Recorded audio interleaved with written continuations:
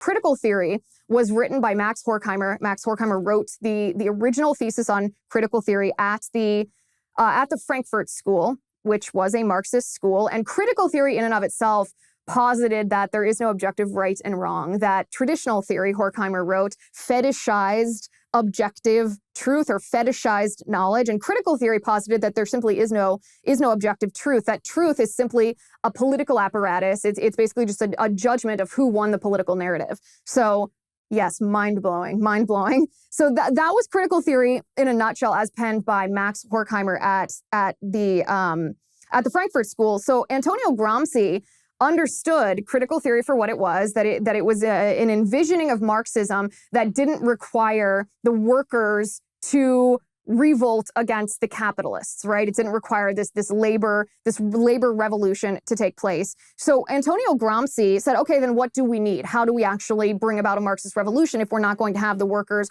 revolting against the ruling class and we're not going to destroy capitalism like that? How are we going to do it? So he posited what's called cultural hegemony theory. And he basically said, well, the people, not the ruling class, the people or the workers are going to need to be re-educated if they are going to revolt against their capitalist overlords. Because as long as the everyday man, as long as the worker class, as long as the people, if you will, rely on social and cultural institutions like the family, like religion, even like the nation state, sovereignty, as long as they rely on these cultural institutions, there's never going to be an uprising. They're never going to throw off their system of government. They're never going to throw off capitalism and the ruling class and freedom and liberty and justice and all of that.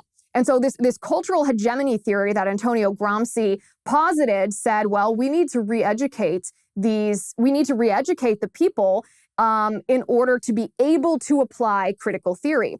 And so Gramsci introduced this idea of a new vanguard was needed. There needed to be some other issue, not just the labor versus the ruling class. There needed to be some other cultural divide. There needed to be some other political division. There needed to be some other contention, one side against the other, in order for, well, it to spark into a revolution, for it to escalate into a revolution. He knew that kind of division required some kind of re-education. You have to plant these divisive ideas in people's heads because in and of themselves, maybe people weren't likely to just want to throw off their government, to throw off these cultural institutions, even not just government, the family and God and the nation state, the idea that property is yours and that you have a right to protect your borders. All of this, he knew that you have to dismantle all of that in order to dismantle the capitalist structure. And so this is what Gramsci offered to Marxism. He said, you know what, we need to find a new vanguard. And then, of course, the step after that was using race as this vanguard. You know, then we get critical race theory. It's using it's queer theory. You know, it's using LGBTQ issues to be this new revolutionary vanguard. And part of this re-education, of course, circles back all the way back to the critical theory posited by Horkheimer, which says there is no objective truth.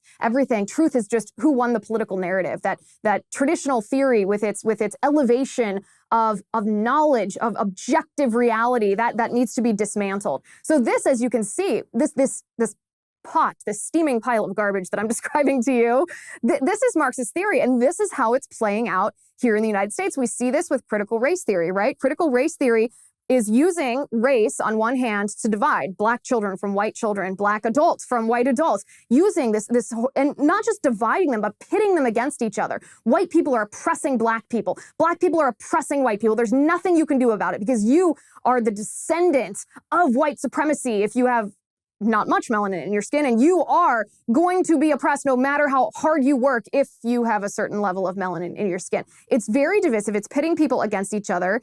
And at the core of this, it's causing two things. It's causing this division, this contention, which is necessary. There has to be a butting of heads for someone to overthrow someone else. We see that, but we also see this attack on institutions. We see this contention that's been created by the division now being aimed at the criminal justice system, at the education system, at, if your Black Lives Matter, at the nuclear family. We see this agitation being used to criticize these cultural institutions, not just government institutions. We're not just talking about, oh, the left wants to stack the Supreme Court. The left wants to abolish the Electoral College. The left doesn't like the Senate. The left doesn't like the presidency. We're not even talking just about governmental institutions, because Gramsci knew that the cultural institutions in our country, like religion, like family, like sovereignty and property rights, that those were very critical. And that he said if people relied on cultural institutions, they would never overthrow this ruling class. So two different things, these governmental institutions and these social institutions or cultural institutions. And Gramsci focused on the cultural institutions. That's what we see with critical race theory. That's also what we see with the queer theory that we discussed last week. We see this attack on objective truth, this attack on quote unquote knowledge, this attack on right and wrong, this idea that identity is or reigns supreme, and reality, whether it's biology, whether it's morality, isn't. That truth, they say, is just a competing narrative. If you win, you win. If the other wins, and that's what's right. Now, you and I know that that's wrong, but this is what we're seeing. And the goal of all of this, of course, is, as I've said, to turn children, the next generation, into revolutionaries, to turn them against their parents, to turn them against cultural institutions, whether it's traditional gender roles, whether it's marriage, whether it's the family unit, the nuclear family, whether it's God and religion. And of course, gender plays into that, because if you reject the gender that God ordained, you are rejecting the gender God ordained, who God ordained you to be.